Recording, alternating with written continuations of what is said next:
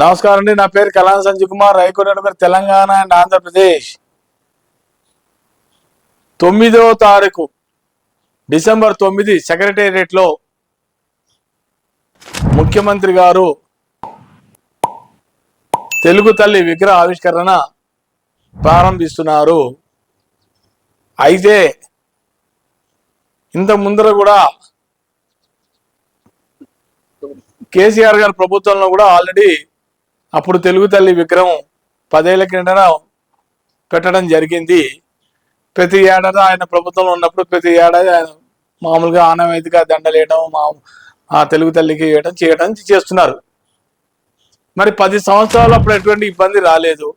మరి ఇప్పుడు మళ్ళీ సడన్గా ఈ కొత్త ప్రభుత్వం వచ్చిన తర్వాత ఈ 9వ తారీఖు నాడు తెలుగు తల్లి విగ్రహ ఆవిష్కరణ అనేది పెట్టి దీంట్లో తెలుగు తల్లి దాంట్లో కొంచెం రూపు మార్పులు చేయడం జరిగింది.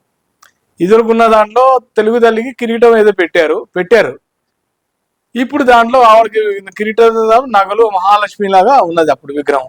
కానీ ఇప్పుడు విగ్రహాల్లో ఇప్పుడు వీళ్ళు పెట్టే విగ్రహాల్లో ఇండికేషన్ అంటే వరి అనేది పెట్టారు. ఇండికేషన్ స్లోగన్ అంటే రైతులకి ఇండికేషన్, రైతులకి సంబంధించినట్టుగా ఈ తెలుగు తల్లి విగ్రహంలో కొంచెం మాడిఫికేషన్ అయితే చేశారు.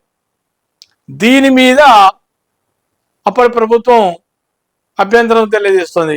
అంటే ప్రతి దానికి అన్నీ మార్చేస్తారా, మేము ఏది పెడితే దాన్ని మళ్ళీ మీరు చేంజ్ చేస్తారా, విగ్రహం ఉన్నదాన్ని ఎందుకు మార్పిడి చేస్తున్నారు అని చెప్పి బీఆర్ఎస్ వాళ్ళు ఇప్పుడు డైరెక్ట్గా కోర్టులో పిటిషన్ వేయడం జరిగింది, హైకోర్టులో.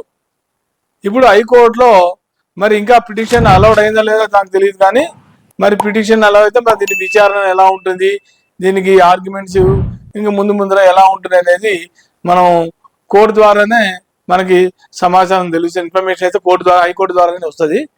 మరి వీళ్ళు ఇప్పుడు ప్రభుత్వం తీసుకున్న కాన్సెప్ట్ మరి ఎందుకు ఇప్పుడు విగ్రహాన్ని అక్కడ సెక్రటేరియట్లో పెట్టడం కాకుండా ఆ విగ్రహాన్ని కూడా కొంచెం చేంజెస్ చేశారు.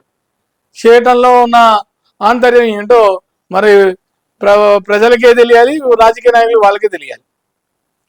ఇప్పుడైతే మాడిఫై అయితే చేశారు.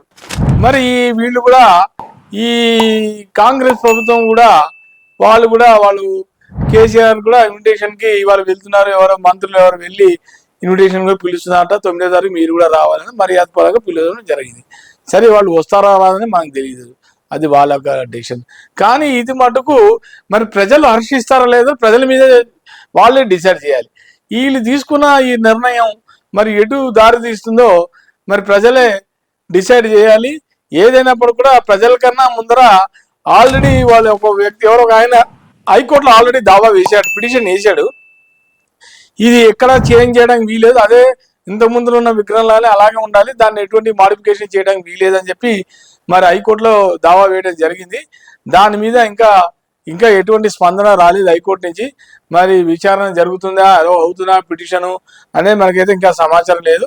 ఏదైనప్పుడు కొంతకాలం అయితే హైకోర్టు నుంచి మనం వేచి చూడాలి. హైకోర్టు మరి దీని మీద స్పందిస్తుందా లేదా, మరి దీని మీద ప్రజలు మళ్ళీ దీన్ని ఆహ్వానిస్తారా లేదా అనేది ఈ ప్రజల చేతిలో ఉంది, హైకోర్టులో చేతుంది. కాబట్టి దీనికోసం మనం కొంతకాలం అయితే మనం వెయిట్ చేసి చూద్దాం. నమస్కారం.